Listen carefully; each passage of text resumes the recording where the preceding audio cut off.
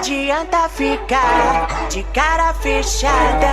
Dá uma sentada que passa. Dá uma sentada que passa. Dá uma sentada que passa. Hello and welcome YouTube to another video. It's Bushy B, my missus, it's me, yeah. And what I'm here talking about today is Crossout and the new patch that's been released, so version 9.90. Okay, so there's lots of changes in this just before the release of the game from beta, I presume, to full release at 1.0. So what we've got a new map called Nameless Tower, and I will be bringing you some footage from that as soon as I actually do some. It's a bit early in the morning, still a bit not hungover, but you know, I'm still a bit fresh from last night. Good night though. Whilst everybody else was doing football, I was out filming live music, so great. So I'm just literally reading off the page here of the patch notes. I thought I'd do a quick roundup of what's going on. It's all pretty new to me as well. So there's the new map. There's the scenario Nameless Tower for the PvP map. A new raid with a Leviathan also includes a number of previously announced balance changes. So let's see what they've done. Okay, so there's a new PvP scenario called Domination. This battle involves 2 teams, 8 players in each, 3 neutral bases. The battle is won by the team that destroys all opponents or captures 2 bases out of 3. If all armoured vehicles of the team leave the base during the zone, during the capture, the progress, yeah, it'll be the same as normal. Yeah, so the new map, you've got to capture 2 out of the 3 basically, and it randomly appears up in the queue for one of the missions. It's not a raid based map, so you just get that by just doing wires or get the cannons or something like that. You'll get that, so it just comes up in the mission modes. What else is the new? I'm trying to skim through now, so so there's a new raid as well called Steel Cradle. I know you're just watching just random gameplay in the background, like I said, but so the new raid features is the map has a hangar, an inactive Leviathan, which is the main objective for the players until the moment of its activation. It's completely invulnerable. Activation of the Leviathan takes a certain time, while connected towers provide the energy necessary for full activation.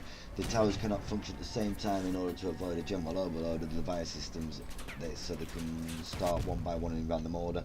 With the raid objective is the main task for the survivors is the destruction of the Leviathan after its activation. Survivors can significantly weaken the superior heavy vehicle, destroying the towers that feed it one by one. After activating the tower, the survivors have a short time frame for the destruction of the tower. After the expiration of the allotted time, the destruction of the tower does not count. To destroy each tower, you must complete a certain task, among which is destroy an extremely durable tower with a health and explosive loads. Destroy a tower guarded by a gang of raiders and their leader. Having destroyed the leader, the survivors can then charge to instantly blow up the tower. Destroy the tower guarded by protective turrets and raiders. Destroying each turret reduces the tower durability by 20%. The most confident and experienced players can try to destroy all the towers with all their weapons, blah blah blah. Same sort of thing. So if you're gun ho and you're good at it, you just go on it. So there's a new scanner as well. Now to complete the task scanning debris, you can complete 2 battles. The player receives 40 coins for scanning debris task. Faction blueprints, what's new in here? We've got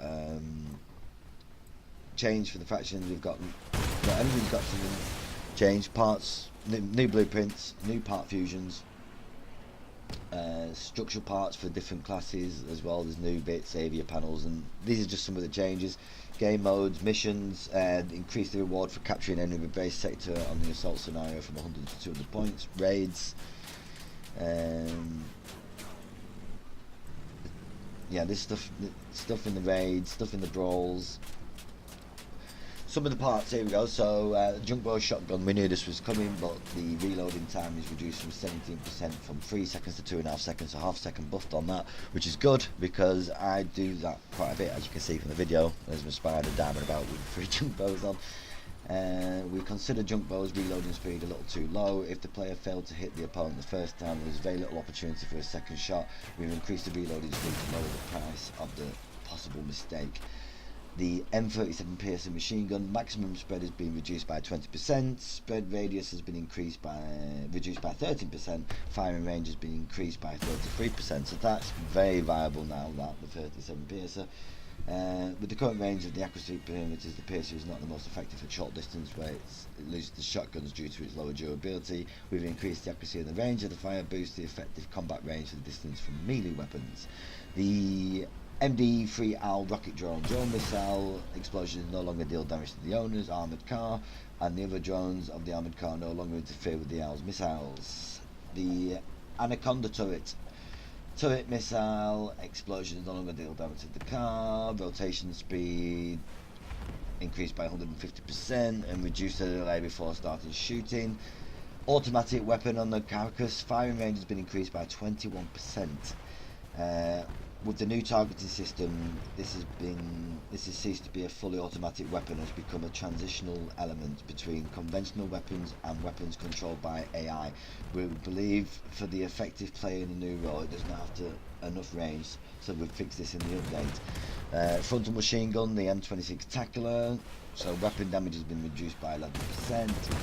The Prometheus 5 weapon durability reduced from 200 hit points to 180, so that's not bad. That makes it quite viable.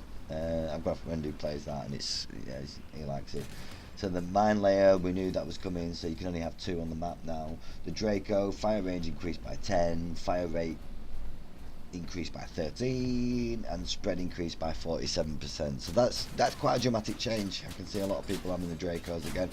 Flamethrower Firebug, weapon durability has increased from 392 to 470, and firing range has increased by 25%, which is pretty decent. So some new stuff in the interface as well. So pressing the clans and tournaments button, a player of our clan can not only create his own but also browse a list of existing clans and apply to join one of them. So that's pretty cool. That's nice and new. Added information on the current armoured car tonnage. Expanded functionality of the armoured car information. Scan. Improved pop-up windows, information about the parts. Improved number of text, descriptions and tips. The maximum number of players on your friend list is now 200 people. We're introducing, it says for developer comment, we're introducing this feature in order to increase current server stability from a technical perspective, and this feature is from a highly important one as it will get rid of the sudden connection issues and disconnects.